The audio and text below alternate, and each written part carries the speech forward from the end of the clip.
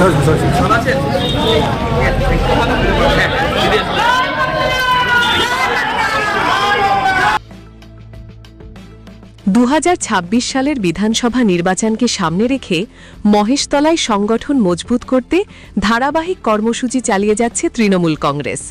তারই অংশ হিসেবে মহেশতলা পৌরসভার 11 নম্বর ওয়ার্ডে একটি কর্মী সম্মেলনের আয়োজন করা হয়।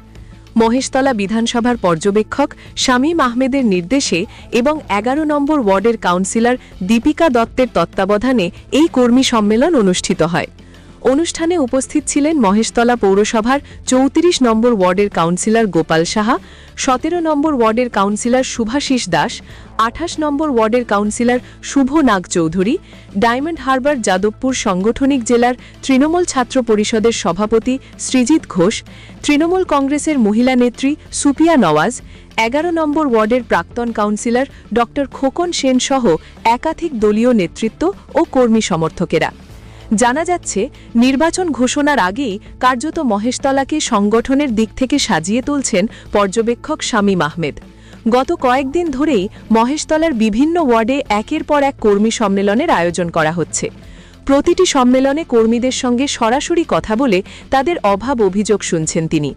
কোথায় সংগঠনের দুর্বলতা রয়েছে তা খতিয়ে দেখে সেগুলো কিভাবে ঠিক করা যাবে সেই বিষয়েও কর্মীদের স্পষ্ট দিক নির্দেশ দিচ্ছেন। এদিন কর্মীদের উদ্দেশ্যে শামীম আহমেদ বার্তা দেন, বাড়ি বাড়ি পৌঁছে দিতে হবে মুখ্যমন্ত্রী মমতা বন্দ্যোপাধ্যায়ের উন্নয়নের বার্তা। লক্ষ্মী ভাণ্ডার প্রকল্পে ভাতা বৃদ্ধি থেকে শুরু করে বেকার যুবকদের জন্য নতুন আর্থিক সহায়তা, এই সমস্ত জনমুখী প্রকল্পের কথা সাধারণ মানুষের কাছে তুলে ধরতে হবে। তিনি আরও বলেন, রাজ্য সরকারের বিভিন্ন উন্নয়নমূলক কাজ, রাস্তা, আলো, পানীয় জল ও বিভিন্ন সামাজিক প্রকল্প মানুষের সামনে তুলে ধরতে হবে এবং প্রত্যেক বাড়িতে গিয়ে প্রচার চালাতে হবে। পাশাপাশি কর্মীদের উদ্দেশ্যে শামীম আহমেদ বলেন, কর্মীরাই দলের আসল সম্পদ। বুথ স্তরের কর্মীদের সবচেয়ে বেশি গুরুত্ব দিতে হবে। সবাই কাঁধে কাঁধ মিলিয়ে কাজ করলে রেকর্ড ভোটে দলকে জয়ী করা সম্ভব। মহেশতলায় এই কর্মী সম্মেলনকে ঘিরে দলীয় কর্মীদের মধ্যে নতুন উদ্দীপনা তৈরি হয়েছে।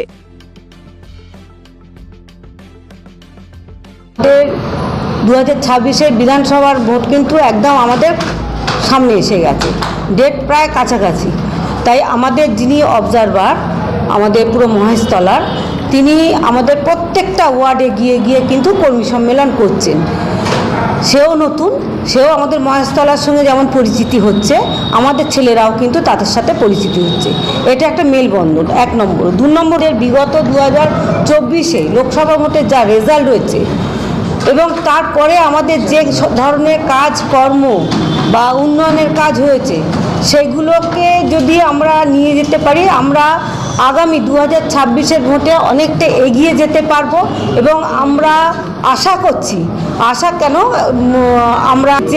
আমরা বেটার দেন করে দেখাতে পারবো।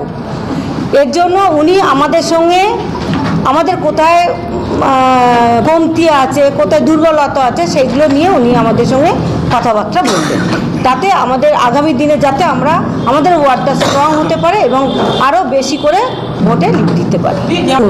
যেটা একদম নিঃস্বার্থভাবে বললে হয়, আমরা মানুষ তো, মানুষের কিন্তু চাহিদার শেষ নেই। সে যদি বলে ভগবানের সঙ্গে সামনে দাঁড়ায়, তাও বলবে যে না আরও চাই। তাই আমাদের চাহিদার কোনো শেষ নেই। তা আমরা আগের বিগত 2009-এর বোর্ড থেকে শুরু করে বিগত 2015-এর বোর্ডেও আমরা যা যা পাইনি, কিন্তু এই বোর্ডে মাননীয় মুখ্যমন্ত্রী এবং আমাদের সাংসদ অভিষেক ব্যানার্জির মাধ্যম দিয়ে এবং পৌরসভার মাধ্যম দিয়ে আমরা যা যা পেয়েছি, এটা আমাদের অভাবনীয়। যা করেছি, শুধু আমার ওয়ার্ড নয়, সব 35টা ওয়ার্ড যা করে দেখিয়ে দিয়েছে, মানে যা ওনাদের মাধ্যমে আমরা যা যা করেছি, সেগুলো মনে হয় আর ভবিষ্যতে কতটা পাবো তাও আমরা জানি না। এর থেকে বেশি আর পাওনা আমাদের মানে কল্পনার বাইরে।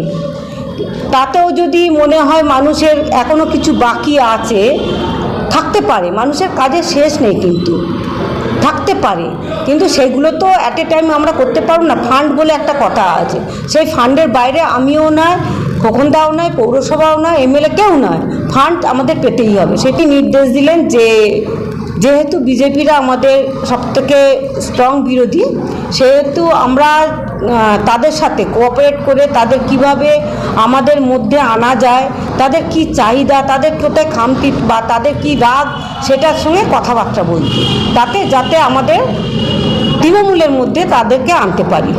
নিশ্চয়ই আমরা এতদিন 5 বছর মিনিমাম 4 বছর ধরে যে উন্নয়নের কাজ করেছি, রাস্তাঘাট, লাইট, জল, লক্ষ্মীর ভাণ্ডার, বার্ধক্য ভাতা, সমস্ত কিছু যা যা দিয়েছি সেগুলোও তো আমাদের প্রচারের মাধ্যমে আনতে হবে।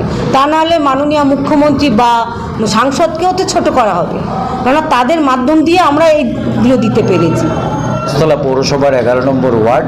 আমি এই ওয়ার্ডের প্রাক্তন কাউন্সিলর এবং বর্তমান তৃণমূল কংগ্রেসের সভাপতি। আমার পাশে বসে আছেন দীপিকা দত্ত, বর্তমান কাউন্সিলর।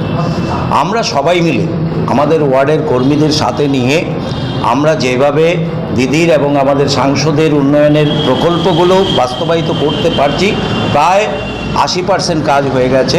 আমাদের মহেশতলার মেইন দুঃখ ছিল ড্রেনেজ, তো ড্রেনেজের কাজ কিন্তু অনেক হয়েছে। পথশ্রীর রাস্তা প্রায় অনেকটাই হয়ে গেছে, কিছু কিছু জায়গায় হয়তো বাকি আছে, সেটা ভবিষ্যতে আমরা করব। আমাদের দরকার এই যে প্রকল্পগুলো, বিশেষ করে যুবশ্রী প্রকল্পের মাধ্যমে এই বছর তো দিদির এই যে প্রকল্পটা, এটা আরও ভীষণ সাড়া জেগেছে। ইতিমধ্যে অনেকের কাছে টাকা ঢুকতেও শুরু করেছে।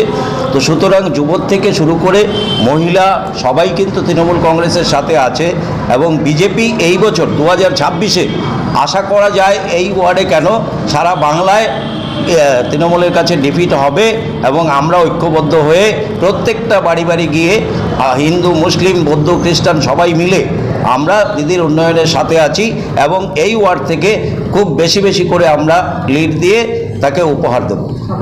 আমার নাম ডাক্তার খোকন সেন, আমি সভাপতি। করছে তৃণমূল, কিন্তু ভোট কেন বিজেপি পাবে? মূল বার্তা আমাদের দিয়ে গেছেন এবং আমরা যদি একটু ভেবে দেখি কেন দিলেন। কাজ করছে আমাদের তৃণমূল সরকার, কিন্তু ভোটটা যাচ্ছে কিছু কিছু বুথে বিজেপি। কেন এটা যাবে? কাজ কেউই 100% করতে পারে না, এটাও যেমন ঠিক, কিন্তু লোক এখানে সন্তুষ্ট হচ্ছে না।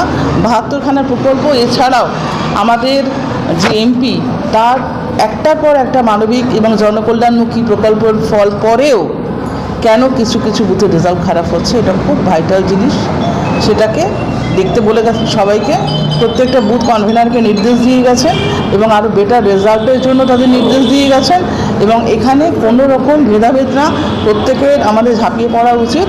যে ক্যান্ডিডেট হবে আমাদের আগামী, তাকে বিপুল পরিমাণ ভোটে জয়যুক্ত করার জন্য ঐক্যবদ্ধ লড়াইয়ের, এর থেকে বেশি সামনে আমি কিছু বলতে চাই না।